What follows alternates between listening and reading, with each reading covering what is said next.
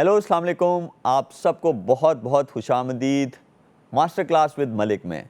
आज जिस चीज़ पे हम लोग बात करेंगे वो है पेस बॉलिंग, और उसके लिए हम लोगों ने जिसको आज बुलाया है अपने स्टूडियो में, उनको किसी तारुफ की ज़रूरत नहीं है। उनका नाम है उमर गुल। अस्सलाम वालेकुम उमर, कैसे हैं आप? वालेकुम सलाम शेख भाई, कैसे आप? ठीक हो? मैं भी ठीक हूँ। फिटनेस माशाल्लाह ज़बरदस्त दिख रही है।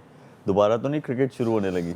शेख भाई कुछ असाइनमेंट हो गई थी बीच में कोचिंग वगैरह की, तो मैं नहीं चाहता था कि प्लेयर के बीच में ना मेरा पेट निकला हुआ हो, तो कोशिश करता हूँ कि अपनी फ़िटनेस बरकरार रखूँ।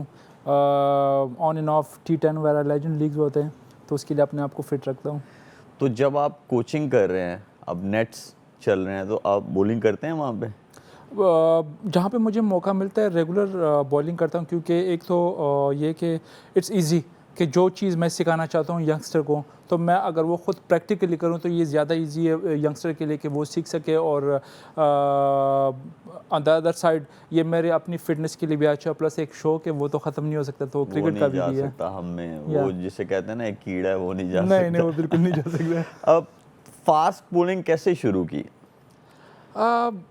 ऑब्वियसली शेख भाई, आपकी लाइफ में कोई आइडियल होता है, आप जिसको आप देखते हो, आपको रोल मॉडल होता है बचपन से ही। जब आई थिंक जब 92 वर्ल्ड कप हम जीते, तो उसके बाद मुझे एक तो क्रिकेट लॉस का पता चला। फर्स्ट टाइम मुझे पता चला वाइड बॉल क्या होता है, नो बॉल क्या होता है। तो वसीम भाई को देख के, इमरान भाई को देख के, वकार भाई को देख के एक शौक़ बढ़ गया कि जिस तरह वो परफॉर्म कर रहे थे, और जिस तरह वो जब रन करते थे, दौड़ते थे, और लाइक एक करिश्मा था उनका, तो मेरा भी एक शौक़ बढ़ा कि यार मैं भी पाकिस्तान के लिए खेलूँ और फास्ट बॉलर बन सकूँ। और ऑनेस्टली इवन उस एज में जब मैं छोटा था, तो इवन मैं उनके हेयर स्टाइल को भी फॉलो करता था। वो उस टाइम पे, उस ज़माने में अर्ली 90s में थोड़ा सा ये स्टाइल था, लंबे बाल और पीछे बनाना, तो वो बचपन से एक शौक़ था, वो स्टाइल मैंने अपनाया था। रोल मॉडल्स थे वसीम भाई, वकार भाई, तो उनको देख के मैंने फास्ट बॉलिंग शुरू की है टेनिस बॉल के साथ। और एक इंटरेस्टिंग स्टोरी है, जब मैं कॉलेज में था, तो मैंने inter board as of spinner मैं खेला हूँ। इंटर बोर्ड मैंने खेला क्योंकि कुछ नहीं आता उसे ऑफ स्पिन जरूर आती है। ऑब्वियसली पता है क्या शेख भैया, हुआ ये था कि मैंने जब सराउंडिंग में इधर उधर, फास्ट बॉलिंग तो मैं करता था, इधर उधर मैंने लड़के देख के तो टॉल और तेज़ बॉलिंग करते थे। मैंने कहा यार एक ही चांस है, कोई स्पिनर नहीं था। मैंने कहा ये शौक़ तो था क्रिकेट का, तो मैंने कहा ये एक चांस है कि ऑफ स्पिन, मैंने एज ऑफ स्पिन किए। मैंने इंटर बोर्ड में 5 आउट किए, और आखिरी मैच में फिर मैंने फास्ट बॉलिंग की है, तो वहाँ पे मैंने एक बाउंसर किया जो 1 बाउंस चले गया। तो उसके बाद मुझे कैप्टन ने कहा कि नहीं आप फास्ट बॉलिंग शुरू करें। लेकिन जो प्रॉपर मैंने प्रोफेशनल क्रिकेट स्टार्ट किए 2001 में, क्लब क्रिकेट, तो वो मैं एज फास्ट बॉलर ही मैंने शुरू की। तो जब आपने पेस बॉलिंग शुरू की, तो कौन सी ऐसी बेसिक चीज़ें थी, जैसे how to grip the ball, या आपने कौन सी ऐसी बेसिक चीज़ें की जिससे आपकी मतलब बॉलिंग जो है वो इम्प्रूव हुई? और हमारे पास बॉल है, आप थोड़ा सा बताएं कि कौन सी। और एक और चीज़ है, आप यहाँ हैं, और मैं चाहता हूँ कि आप बच्चों को ना ये चीज़ ज़रूर बताएं, क्योंकि मैंने भी बहुत सुना है। वो ये है कि जब आपकी रिस्ट जो है, रिस्ट पोजीशनिंग वो टूटनी नहीं चाहिए, क्रॉस सीम क्यों बॉलिंग करनी चाहिए, ये सारी चीज़ें जो है आप हमें बताएं। आपको अर्ली डेज़ में क्या क्या एडवांटेजेस हुए इन चीज़ों के? शेख भाई, पहले क्वेश्चन तो आपको कि किस तरह पेस बढ़ा है, या किस तरह लाइक उसके लिए बड़ा इंपॉर्टेंट होता है कि आप फिज़िकली काफ़ी आपको फिट होना पड़ता है, क्योंकि एक टफ़ जॉब है फास्ट बॉलिंग। और अर्ली एज में काफ़ी चांसेस होते हैं, जब आप 18-19 होते हो तो आपके ब्रेकअप के बड़े चांसेस हो, आपके काफ़ी इंजरीज के चांसेस होते हैं, जो कि जितने भी फास्ट बॉलर है इंक्लूडिंग मी, जब मैं अर्ली एज में 18 साल में मैंने डेब्यू किया है, वेरी अर्ली एज में, वेरी नेक्स्ट उसी साल डेब्यू के लाइक 4-5 महीने के बाद मुझे बैक इंजरी हुई। क्योंकि एक तो ये होता है कि आपके जो मसल होते हैं वो इतने स्ट्रॉन्ग नहीं होते, और इसमें 2 रीज़न है। एक तो आपके बैक पे अगर फर्स्ट क्लास की एक्सपीरियंस है, आप ज़्यादा लंबे लाइक 4 डे क्रिकेट आपने ज़्यादा खेली हो, तो आपके मसल यूज टू हो जाते हैं, आपके वो इतने स्ट्रॉन्ग हो जाते हैं कि जो आपका ओवरलोड होता है या ज़्यादा बॉलिंग का जो एक बर्डन होता है, तो वो बर्दाश्त कर सकता है। लेकिन कुछ बॉलर ऐसे जो सडनली आ जाते हैं, एक्स्ट्रा उनमें पोटेंशियल होता है, टैलेंट, लाइक शाहीन की बात कर ले, मेरी बात करिए, और जिस तरह फास्ट बॉलर है, तो हमने लाइक बहुत कम फर्स्ट क्लास मैचेस के लिए 8-9 मैचेस के लिए फिर डेब्यू हो गया, तो इसकी वजह से मुझे भी बैक इंजरी हो गई, क्योंकि मसल यूज टू नहीं थे इतने। शाहीन को भी हो गई है क्योंकि एक्सेप्शनल टैलेंट वो भी था। तो एक तो ये कि आपके मसल बड़े स्ट्रांग होने ज़रूरी है, आपको लॉन्गर वर्जन क्रिकेट खेलनी चाहिए ताकि आपकी बॉडी यूज्ड हो जाए, आपके स्किल और ज़्यादा डेवलप हो जाते हैं। और सेकेंडली जो आपने ग्रिप की बात की है, तो ग्रिप हर बॉलर की डिफरेंट होती है। कुछ बॉलर होते हैं वो स्प्लिट फिंगर के साथ करते हैं, इस तरह होता है। कुछ होते थोड़े से क्लोज के साथ करते हैं, कुछ होते हैं कि बिल्कुल ज़्यादा इस तरह होता है। हर बॉलर के अपने इनके एडवांटेजेस क्या हैं कि जैसे स्प्लिट फिंगर से अगर आप बॉल पकड़ रहे हैं या क्लोज ग्रिप से पकड़ रहे हैं, या सम टाइम ऐसा होता है कि आप क्रॉस सीम भी बॉल पकड़ते हैं एज अ पेसर, तो इनके एडवांटेजेस क्या हैं, क्यों मतलब लोग ये करते हैं ऐसा? शुएब भाई, जो मैंने सीखा है, लाइक जो मैंने अर्ली कहा कि हर बॉलर का अपने एक टेक्निक होता है। लाइक जिस तरह आप बैट्समैन हो तो आपको पता है कुछ ओपन हैंड के साथ ग्रिप पकड़ते हैं, कुछ थोड़े से क्लोज ग्रिप के साथ वो जैसे यूनुस भाई स्वीप yes, मारते हैं तो बिल्कुल तो ऊपर से सेम बैट पकड़ लेते हैं। इसी तरह है कि कुछ वाइड कुछ मैं क्लोज के साथ ज़्यादा यूज़ था। लेकिन हाँ, इसमें सम टाइम अगर मुझे स्विंग नहीं मिलता था तो मैं क्या करता था, अगर अब इन द एयर मुझे स्विंग नहीं हुआ तो मैं थोड़े से एक्सपेरिमेंट के लिए थोड़ी सी स्प्लिट करता था, या ये बॉल को थोड़ा से और टिप पे लेके आता था। जब मैं इसको छोड़ता था तो ये इसमें ये लाइक इसकी जो मेरी ग्रिप थी वो थोड़ी सी लूज़ हो जाती थी। तो ये कि इन द एयर में मुझे स्विंग मिलता था। अदरवाइज़ हर बंदे की लाइक अपने एक टेक्निक होता है, इस आर्ट होता है कि वो किस तरह यूज़ करता है। लेकिन हाँ, सम टाइम आप स्प्लिट फिंगर के साथ यूज़ कर सकते हो, लाइक ऑफ कटर या इन कटर के लिए, उसके लिए तो आप स्प्लिट फिंगर यूज़ कर सकते हो। मैं चाहता हूँ कि जो यंगस्टर्स हैं स्पेशली जब वो शुरू करते हैं पेस बॉलिंग, उनको थोड़ा ना आप क्रीज का यूज़ या आपने एक्यूरेसी कैसे लानी है अपनी बॉलिंग में, इस तरह की जो चीज़ें हैं ना वो आप बताएं। लेकिन मैं आपको लेके चलूँगा हमारी पिच पे एक छोटे से ब्रेक के बाद।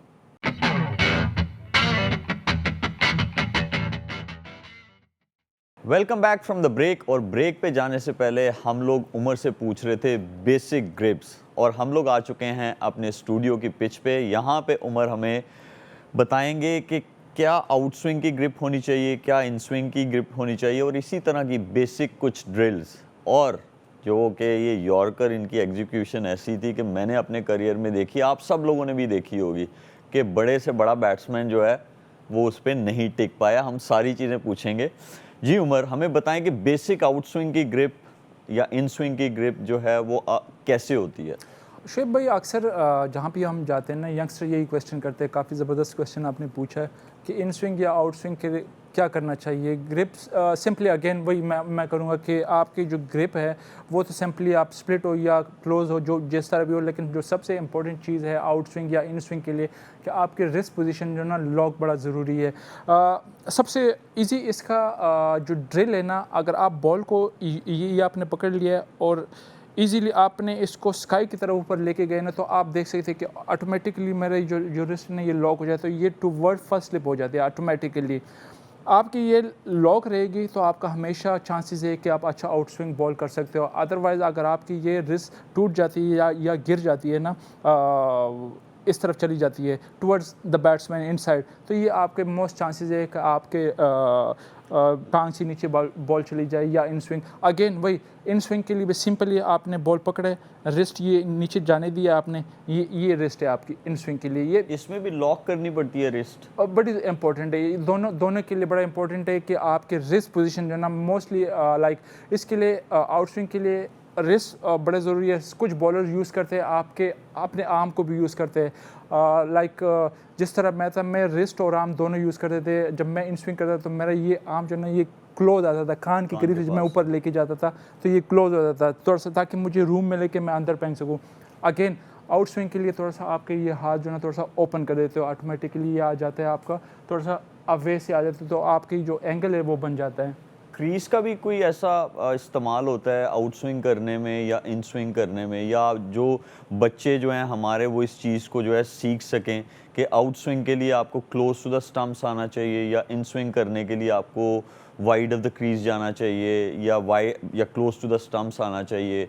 कोई इसके बारे में बिल्कुल कोई शेख भाई, ये आपके आता है मेरे ख्याल से, ये आपके सेकंड फेज़ में आता है। पहले तो आपको होता है टेक्निकली, ये जो टेक्निकली चीज़ हमने बताई कि आउट स्विंग इन स्विंग क्या करना चाहिए। फिर आपकी जो क्रीज़ है बड़ा इंपॉर्टेंट है। जब आप प्रोफेशनल क्रिकेट में आ जाते हो और वो आपके आ जाए टैक्टिक में आ जाता है कि लेट्स सपोज अगर आप क्लोज द स्टंप अगर आप बॉल करते हो तो इट्स मीन्स कि आपके अगर out swing wide of the crease से आप करते हो आउट स्विंग, तो ज़्यादा चांसेस है कि एज बैट्समैन आपने ख़ुद भी आप खेलते हो तो आपको आइडिया हो जाता है कि बाहर से अगर अवे स्विंग हो रहे तो इजी होता है बैट्समैन के लिए कि उसको छोड़ सके। ऑन द अदर साइड जब आप क्लोज स्टंप आते हो तो आपके मोस्ट चांसेस होते हैं कि आपका बॉल मिडल स्टंप में फिनिश होता है या ऑफ स्टंप के ऊपर फिनिश होता है, तो चांसेस होते हैं कि बैट्समैन उसको खेलने लगता है या आपके आउट होने के बड़े चांसेस होते हैं। बड़ा ज़बरदस्त इंपॉर्टेंट है। जितने भी लाइक जो टॉप क्लास के क्रिकेटर्स है या बॉलर्स है वो हमेशा क्रीज को यूज़ करते हैं, क्लोज स्टंप मिडल में करते हैं या थोड़ा सा वाइड ऑफ द क्रीज हमेशा मैं यूज़ करता था। सम टाइम ऐसे भी होता था कि अगर मैं मिडल ऑफ द क्रीज से मैं बॉल कर रहा हूँ और बैट्समैन मेरा अच्छा आउट स्विंग हो रहा है और उसको छोड़ रहा है, तो मैं जानबूझ के वाइड ऑफ द क्रीज आता था ताकि वो ये इस वाइड एंगल से बैट्समैन को नज़र आए कि ये बॉल मेरी तरफ से आ रहा है। जब वो अटैम्प्ट करने आ जाते तो मैं बॉल करता था आउट स्विंग, तो उसमें चांसेस होते हैं कि बैट्समैन के एज लगने के बड़े चांसेस होते हैं। अच्छा, इसमें ये बताएं कि पेस को अगर बढ़ाना हो तो कौन सी ऐसी बेसिक ड्रिल है जो आप करते थे या आप सजेस्ट करेंगे हमारे यंगस्टर्स को? First of all obviously fitness तो बड़ा इंपॉर्टेंट है। जो भी आपका डिपार्टमेंट है, जो भी आप स्पोर्ट्स खेलते हो, फिटनेस इज़ वेरी इंपॉर्टेंट। आपके लेग स्ट्रॉन्ग होने चाहिए, शोल्डर और आपका जो कोर है, क्योंकि मैं खुद इस चीज़ का विटनेस हूँ। मेरे साथ ये हुआ है जब अर्ली करियर में मेरा, तो मैं 135 या 2004 में लाहौर टेस्ट मैच के बाद डॉक्टर्स ने भी ये बोला था कि you won't be able to play cricket rest of your life. तो मैं एज अ सीम बॉलर था, 135 136 मेरा पेस था। लेकिन जब मुझे बैक इंजरी हो गई उसके बाद मैंने लेग्स एक्सरसाइज किया, मैंने जिम किया, मैंने कोर इतना तगड़ा किया, मैंने 7-8 महीने कोर किया। जब मैं कम बैक पे पहली बॉल मैंने जब किया तो 140 हो गया। इसमें तो 3 चीज़ें हैं। फर्स्ट ऑफ ऑल आपकी ऑब्वियसली फिटनेस बड़ा इंपॉर्टेंट है, प्लस आपका रनअप पे बड़ा डिपेंड करता है, आपके जंप पे, आपके गैदर पे और आपके आर्म रोटेशन पे बड़ा इंपॉर्टेंट। ये चीज़ ये तो टेक्निकली चीज़ें होगी। प्लस इसके साथ अगर आप मज़ीद आप पेस को बढ़ाना है तो मैं यूज़ टू था कि पुराने बॉल के साथ, जितना पुराना बॉल था क्योंकि उस पर आपका ज़ोर ज़्यादा लगता है, तो मैं पुराने बॉल के साथ ज़्यादा बॉल करता था, तो जिसकी वजह से मेरे पेस बढ़ गई। और एक दूसरी थ्योरी भी है, लेकिन मैं उसको ज़्यादा फॉलो भी नहीं करता और ज़्यादा उसको सपोर्ट भी नहीं करता। मोस्टली लड़के मैंने देखे कि वो हैवी बॉल के साथ वो बॉल करते हैं, क्योंकि आपका जब आप क्रिकेट बॉल के साथ बॉल करते हो तो ये तो नॉर्मली एक स्टैंडर्ड वेट है इसका। जब आप हैवी के साथ करते हो तो ऑब्वियसली आपके मसल पे फ़र्क आता है, हैवी बॉल आपके वो मसल डेवलप नहीं होते, फिर सडनली आप लाइट बॉल पे आ जाते हो तो आपके इंजरीज के चांसेस हैं। और यॉर्कर्स आपके वो तो ऐसे हैं कि हमने मतलब ऐसी ऐसी जगह से मैचेस आपने जितवाए हैं कि जहाँ पे हमारी सोच ये कह रही थी कि नहीं अब ये मैच जो है वो चला गया। मैं इसके बारे में पूछूंगा आपसे, लेकिन एक ब्रेक के बाद। मिलते हैं ब्रेक के बाद।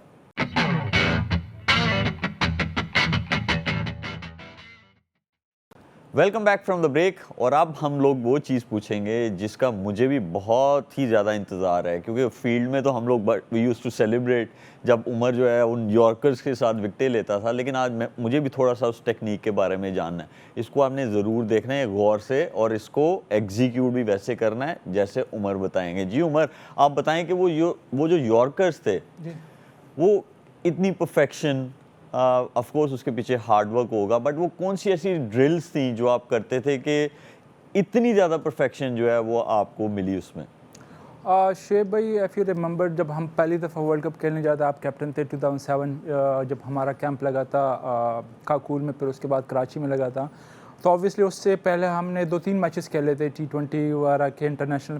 तो बैट्समैन ऑब्वियसली 20 ओवर्स मैच होता है, बैट्समैन कोशिश करता है कि आपको हिट करे। तो उस टाइम पे मैंने सोचा कि क्यों ना आपके पास 1-2 बॉल ऐसे होने चाहिए कि जो आपके विकेट टेकिंग बॉल भी हो और सर्वाइविंग भी, जिससे आप रन स्टॉप कर सकते हो। तो मेरे ख्याल से वन ऑफ द बेस्ट है जो मैं यूज़ करता था, बाउंसर और यॉर्कर। तो यॉर्कर के ऑब्वियसली प्रैक्टिस में क्यों परफेक्ट प्रैक्टिस करता था और हमेशा जहाँ भी मुझे मौका मिलता था नए बॉल के साथ नेट में करता था, फिर मैं बिल्कुल पुराना बॉल, एक साइड रफ और एक साइड शाइनी हो, तो उससे मैं प्रैक्टिस करता था दोनों, या सिंगल स्टंप लगाता था या बैट्समैन को बता के कि मैं ये बॉल कर रहा हूँ, इन स्विंग और आउट स्विंग दोनों यॉर्कर करता। अगेन उसके लिए मैं थोड़ा सा अपनी सीम पोजीशन को चेंज करता था। नॉर्मली मैं जब पकड़ता था तो मेरा ये तम बाहर ही होता था, लेकिन जब मैं रिवर्स स्विंग या यॉर्कर कर रहा था तो उसके लिए थोड़ा सा ये अक्रॉस जाता था, हल्का सा स्लाइडली इसको क्रॉस पकड़ता था और इसको ज़ोर से मैं पकड़ता था। तो नए बॉल के साथ में मैं यूज़ टू था इस तरह, और पुराने के साथ तो ऑब्वियसली फिर आपके वो शाइन पे होता था। जो मैं प्रैक्टिस करता था सिंगल स्टंप लगा के, मिडल स्टंप लगाता था। पहले मैं कोशिश करता था कि मैं राइट हैंडेड को बॉल करूँ, राइटी को इन स्विंग यॉर्कर करता था, फिर लेफ्टी के लिए करता था। प्रैक्टिस अगेन बहुत इंपॉर्टेंट है। और जो बेस्ट जो मैंने सीखा है, जो मैंने वीडियोस भी देखे बाकी बॉलर्स की भी, वसीम भाई की या वकार भाई की, तो जो एक एंड पर होता है, तो रिवर्स स्विंग में ये कोशिश करता था कि अगर मैं इन स्विंग करता था तो मैं कोशिश करता कि बॉल को पुश करूँ। अगर ये राइटी बैट्समैन करे तो मैं इससे अवे पुश करता था ताकि एंड पे बॉल डिप हो और वो जो बैट्समैन है उसको स्विंग का ना पता चले। तो एक तो ये टेक्निकली काम था। और जो आजकल जो सबसे इम्पोर्टेंट जो चीज़ है कि यॉर्कर, बेस्ट यॉर्कर कौन होते हैं। अगर आप इन स्विंग यॉर्कर करते हो तो जो बेस लगता है वो तो वैसे ही परफेक्ट है, लेकिन अगर आप हिट करते हो इस लाइन को, जो फ्रंट लाइन, इट्स मीन कि आपके ये बॉल अगर यहाँ पे शूज़ में फिनिश हो रहा है तो यहाँ से हिट लगना बड़ा मुश्किल होता है। या तो डॉट बॉल हो सकता है या फिर एलबी या बोल्ड की चांसेस हो। वाइड जो यॉर्कर करता था तो हमेशा मेरा ये टारगेट होता था कि मैं इस लाइन को हिट करूँ, ये बैक लाइन जो है यहाँ पे मैं हिट करूँ, क्योंकि ये फ्रंट पे अगर आप वाइड यॉर्कर करते हो तो इसके चांसेस होते हैं कि आपके बैट्समैन स्लाइस करे एक्स्ट्रा कवर के ऊपर से या पॉइंट के ऊपर से ये चार। तो हमेशा से जो भी यंगस्टर है यॉर्कर करना चाहते हैं, अगर इन स्विंग यॉर्कर हो तो कोशिश करें कि इस टो को या इस लाइन को टारगेट करे, और अगर वाइड यॉर्कर करना तो बैक जो लाइन है इसको हिट करें ताकि आपको स्लाइस ना लगे। ये फुट लैंडिंग जो है या। आपकी, फ्रंट जो फुट लैंडिंग है उसको किस तरह लैंड होना चाहिए जिसमें आपको इंजरी होने के कम चांसेस हों, और पेस जो है आपकी, जैसे आपका फ्रंट फुट है या फ्रंट लेग है, वो सीधी रहनी चाहिए, थोड़ी सी बेंड रहनी चाहिए, वो क्या है जिससे पेस भी आए, एक्यूरेसी भी आए, और क्या उसकी राइट टेक्निक है कि आप उसकी कौन सी ऐसी ड्रिल्स कर सकते हैं? शेब भाई, जो बेसिक चीज़ है और जो कंप्लीट एक्शन जिसको आप कह सकते हैं, बिल्कुल आपने अच्छे पॉइंट रेस किए। लाइक अगर आपके 10 में से 3 ऐसे बॉलर होंगे कि जो परफेक्ट एक्शन उनके होंगे, अदरवाइज हर बॉलर में कोई ना कोई टेक्निकली कोई फ्लॉज होते हैं। तो जो बेसिक्स है फास्ट बॉलर की, अगर आप बॉलिंग एक्शन की बात कर रहे हैं तो आपकी जो बैक लेग है ये स्लाइडली, आपकी जो बैक नी है ये बैंड होना चाहिए, ताकि जो आपके पीछे से जो रन अप है यहाँ पे जब आप पहुँचते हो तो आपके ये थोड़ा सा बैंड होना, तो एक तो ये आपकी एनर्जी को कंजर्व करता है, ये एनर्जी आपको सेव करता है। प्लस जो जिस तरह आपने ठीक है फ्रंट नी जो है ना, अगर आइडियली आप पूछे तो ये आपका बिल्कुल स्ट्रेट एज मच एज ये हो सकता है ब्रेस, जिसको ब्रेस नीज भी कहते हैं। तो ये इंपॉर्टेंट तो ये है। फिर इसके लिए ड्रिल्स भी होते हैं। ऑब्वियसली आप शेडो बॉलिंग करते हैं, आप ऑन द स्पॉट बॉलिंग करते हो, 1 स्टेप से करते हो इसको, लेकिन जो आइडियल जो एक्शन है आपका ये बैक नी जो बैकफुट है इसको तो स्लाइडली बेंड होना चाहिए। फ्रंट को आपका बिल्कुल ब्रेस या स्ट्रेट होना चाहिए, क्योंकि ये आपके जो पावर है, जो एनर्जी आपके अपर बॉडी में कन्वर्ट करता है, जिसकी वजह से आप अपने जो रोटेशन है या फॉरवर्ड की तरफ जाते हो, तो ये आपको हेल्प करता है बिल्कुल। तो ये तो आइडियली चीज़ है। फिर इसमें अगर आप मज़ीद चले जाए तो काफ़ी इसमें चीज़ें हो जाती है। साइड आर्म बॉलर होता है जिसको हम 90 एंगल का भी साइड आर्म भी कह सकते हैं, और उसके जो दोनों लेग्स है वो एक लाइन में होना चाहिए, लाइक इधर उधर ना, जिसको हम कैसे कि भाई मैकेनिकल लिहाज से आपका अलाइनमेंट एक होनी चाहिए। प्लस फिर इसमें जो दूसरे बॉलर आते हैं फ्रंट ऑन होती है या 45, तो उनके ऑटोमेटिकली थोड़ी सी ये जो लेग्स है ये एक लाइन में नहीं आ सकते, क्योंकि अगर आप ये सीधा आ सकते हैं तो ये आप नहीं आ सकते। तो इसके लिए आपका जो फ्रंट लेग है वो थोड़ा स्लाइडली बाहर होता है। प्लस आपके रोटेशन जो हिप रोटेशन है या आपकी जो फॉलो थ्रू के बाद जो चीज़ें हैं अगर आप साइड ऑन हो तो आपका ऑटोमेटिकली, अगर ये है तो आप ऑटोमेटिकली ज़्यादा इस साइड पे जा सकते हो। फ्रंट ऑन थोड़ा सा हल्का सा उसके चांसेस हो कि डेंजर में आए, क्योंकि अगर आप ये हैं तो यहाँ से एकदम से आपकी हिप रोटेशन नहीं हो सकती। तो छोटी छोटी चीज़ें हैं। साइड ऑन के भी ज़्यादा फ़ायदे हैं, फ्रंट ऑन के भी ये है कि उसमें इंजरी से कम चांसेस होते हैं। ये बेसिक चीज़ें होती है। बैक लेग थोड़ा सा बैंड, फ्रंट आपकी जितना ब्रेस हो उतना ज़्यादा है, अच्छा है। ये सारी थी चीज़ें जो उमर गुल हमें बता रहे हैं। अब वक्त हुआ है हमारे नेक्स्ट सेगमेंट का, Lipton green tea fitness tip of the day.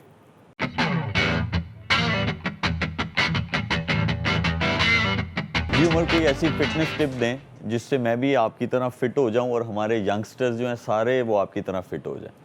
मेरे ख्याल से सारे यंगस्टर तो आपको देख रहे हैं कि आप भी माशाल्लाह भी मेरे से ज़्यादा फिट है और नहीं, बिल्कुल भी नहीं। इतने लाइक क्रिकेट स्टिल अभी माशाल्लाह सब, लेकिन ऑब्वियसली आप जो भी काम करते हो उसके साथ आपकी लॉयल्टी बड़ी ज़रूरी है कि आप टाइम वेस्ट नहीं करना चाहिए। अगर आप आते हो फिटनेस के लिए आते हो या ट्रेनिंग के लिए, जो भी आपकी बॉलिंग है, सबसे पहले आपने आपको अकाउंटेबल करो कि यार मैं एंड ऑफ द डे जब मैं यहाँ से वापस ग्राउंड से वापस जाता हूँ कि जो काम मैंने किए वो मैंने अपने आप को धोखा तो नहीं दिया, किसी को शो ऑफ के लिए तो नहीं किया।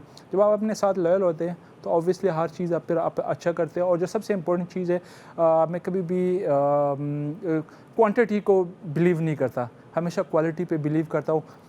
कम करो, क्वालिटी करो, एंड ऑफ द डे ये आपको फ़ायदा देता है। Thank you so much Umar, बहुत फ़ायदा हुआ और आई एम श्योर जितने हमारे यंगस्टर्स हैं वो ये सारी चीज़ें करेंगे और आपकी तरह नाम रोशन करेंगे।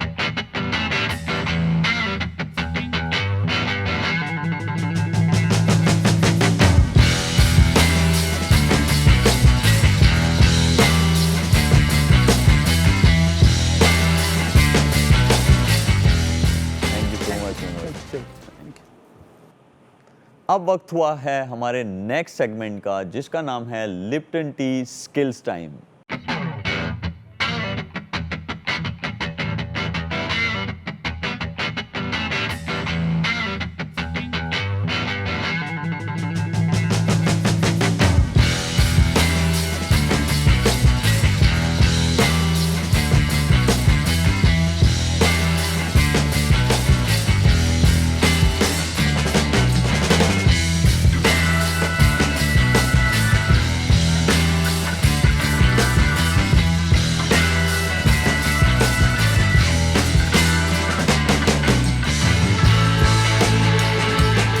इसी तरह अपनी वीडियोस भेजते रहें और अब वक्त हुआ है आउटडोर कोचिंग जोन का।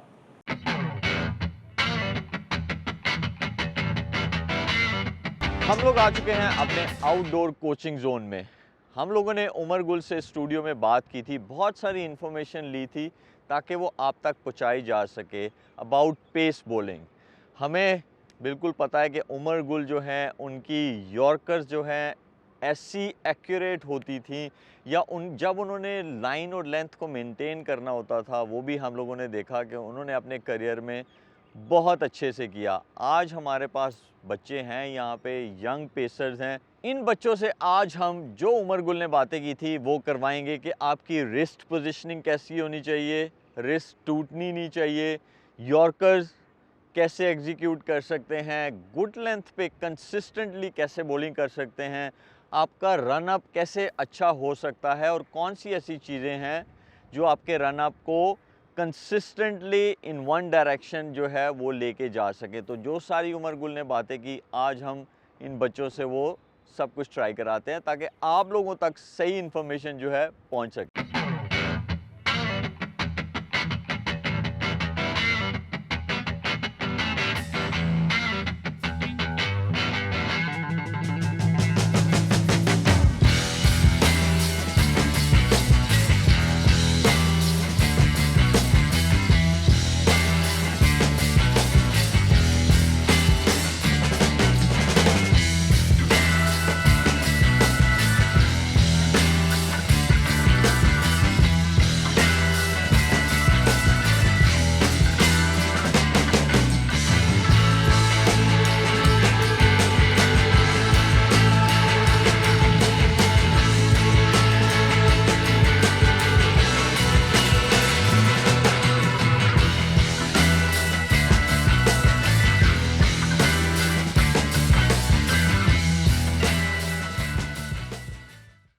ये था हमारा आज का एपिसोड आउटडोर कोचिंग जोन में अबाउट पेस बॉलिंग।